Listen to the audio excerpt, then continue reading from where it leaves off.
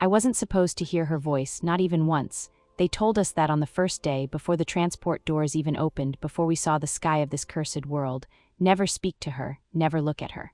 And whatever you do, don't respond if she speaks first, because she never did until me. The first time I saw her, the entire colony went silent. It wasn't the normal kind of silence, the kind that comes from fear or discipline. This was something deeper, heavier, like the air itself had decided to stop moving. I had just stepped off the shuttle, boots sinking slightly into the violet dust that covered everything on this planet. The sky above was wrong, too dark for daytime, streaked with slow-moving bands of light like something alive was drifting far beyond the atmosphere. No one greeted us, no officials, no guards barking orders, just silence. And then they bowed, all of them. Hundreds of workers, miners, engineers, prisoners like me dropped to their knees in perfect unison. Heads lowered, eyes fixed to the ground. I didn't know. And that mistake almost got me killed. A hand slammed into my shoulder, forcing me down. My knees hit the ground hard.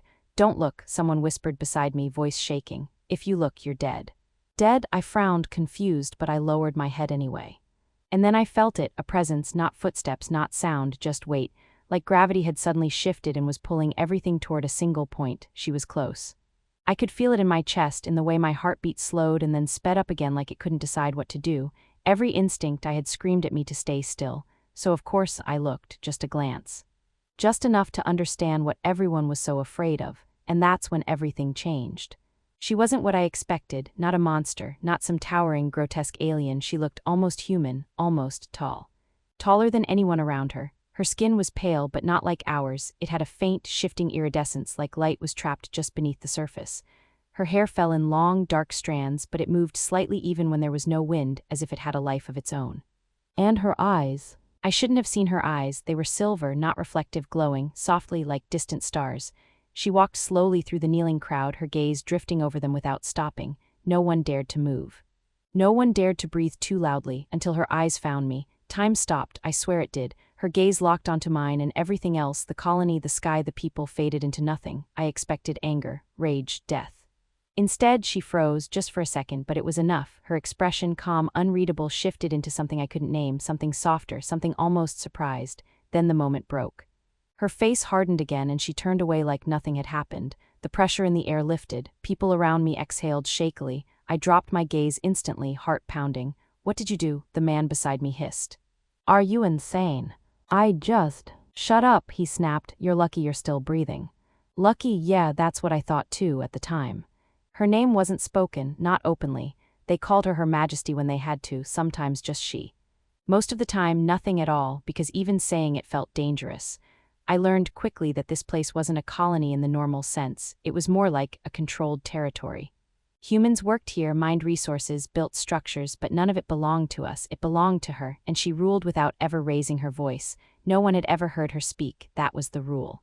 "She doesn't communicate," one of the older workers told me during a break. His hands shook slightly as he lit a small heat stick. "Not with us, not with anyone." "Why?" I asked. He hesitated. "Because when she does, things change." What? That didn't answer anything, but no one ever gave me a better one. Days passed, then weeks. I tried to forget that moment, the way she looked at me, the brief flicker of something human in her expression. It didn't matter. I was just another worker, another expendable body. Except, she kept showing up, not near everyone, near me. At first I thought I was imagining it, a coincidence. She would appear at different sections of the colony, inspecting, observing, and somehow I always ended up being nearby. Not close enough to be obvious, but close enough that I could feel that same pressure in the air, and every time I had to fight the urge to look at her again. Most days I won, but sometimes I failed. And every time I did, she noticed. She always noticed, but she never punished me. That was the strange part. Others had been executed for less. I'd seen it, one man who stood too slowly, another who dared to speak too loudly in her presence. They were gone within minutes. No warnings, no second chances, but me? Nothing, just that same stillness, that same unreadable look, like she was waiting for something. The first time she spoke, it wasn't in public, it was at night. I couldn't sleep, the quarters were quiet, the low hum of the colony systems echoing faintly through the walls. Most of the others were already unconscious, exhausted from another endless day, but my mind wouldn't stop. I kept seeing her eyes, that moment, that hesitation. It didn't make sense, so I got up, slipped out of my bunk and into the dimly lit corridor. I wasn't planning anything, just needed air, space.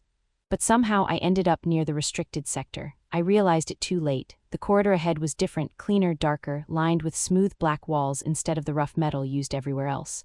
No guards. That was the first red flag. The second was the door, tall, seamless, slightly ajar. I should have turned back. I didn't. I pushed it open and stepped inside. The room was massive, far larger than anything else in the colony. The ceiling arched high above, lined with faint, glowing patterns that shifted slowly like living constellations. At the center she stood, alone, her back was to me. For a moment I thought I'd made the biggest mistake of my life. Then she spoke. "You came." Her voice was quiet, soft, nothing like I expected, and it broke every rule they had given us. My body froze, I couldn't move, couldn't breathe. "You weren't supposed to," she added, almost to herself. I swallowed hard. This wasn't happening. She turned slowly, her silver eyes finding mine instantly. Up close it was worse, or better, I couldn't tell. "Say something," she said. I shook my head instinctively. I can't." What? A faint crease appeared between her brows. "Why?" "You're not supposed to talk to us." Silence stretched between us, then something changed. Her expression softened again. "That rule," she murmured, stepping closer, "was never meant for you." What? My heart stuttered. "What?" She stopped just a few feet away now, close enough that I could see the subtle glow beneath her skin, the way the air seemed to bend slightly around her. "I've been watching you," she said. That should have terrified me. It did, but there was something else too, something I couldn't explain. "Why?" I asked. Her gaze dropped briefly, then returned to mine. "You looked at me," she said simply. "That's it. No one else does. That's because they're afraid of you." What? Another pause. I know. There was no anger in her voice, just something quieter, lonelier. "I shouldn't be here," I said finally, taking a small step back. "You shouldn't," she agreed, but she didn't move to stop me. Didn't call for guards, didn't punish me. Instead, she just watched, like she was memorizing something. "Then why?" I started. "Because I wanted to see if you would come again." My chest tightened, and now that I have. What? She didn't answer immediately. Her eyes searched mine, deeper this time, like she was looking for something beneath the surface. "Now everything changes," she said softly. I didn't understand what that meant, not then, but I would, soon. What? The next day everything felt different. People avoided me more than usual. Conversations stopped when I got too close. Even the supervisors seemed cautious, like they knew something I didn't, and then I saw why. She was there again. Standing at the edge of the worksite, watching, not the others, me. There was no hiding it this time, and everyone noticed. Fear spread through the crowd like a disease. "What did you do?" someone whispered behind me. "I didn't do anything," I muttered, but that wasn't true. I had, and deep down I knew it. That night I didn't go looking for her. I told myself I wouldn't, but when the lights dimmed and the colony fell silent, I found myself standing outside that same door again. It opened before I could touch it. She was waiting. "You came back," she said. I exhaled slowly. I don't know why. "I do." I stepped inside, the door sealed behind me, and just like that there was no going back. "You're not like the others," she said as we stood facing each other in the vast chamber.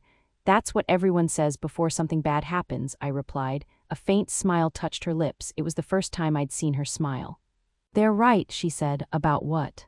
"Something bad is going to happen." My stomach dropped. That's not reassuring. "It wasn't meant to be."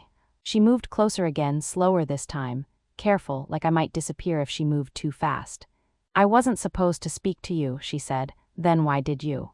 Her answer came almost immediately, "Because I couldn't stop myself." That wasn't what I expected. "Why me?" I asked. "I don't know yet." What? That honesty hit harder than anything else she could have said. "You don't even know." "No." Silence fell between us again, but it wasn't uncomfortable. It was heavy, charged, like something was building just beneath the surface. "Then what happens now?" I asked. Her gaze darkened slightly. "Now they find out." What? They didn't take long. The next morning I was dragged out of my quarters before sunrise. No explanation, no warning. Just hands grabbing me, pulling me through the corridors as others watched in silence. I didn't resist. I knew what this was. I'd crossed a line, and now I was going to pay for it.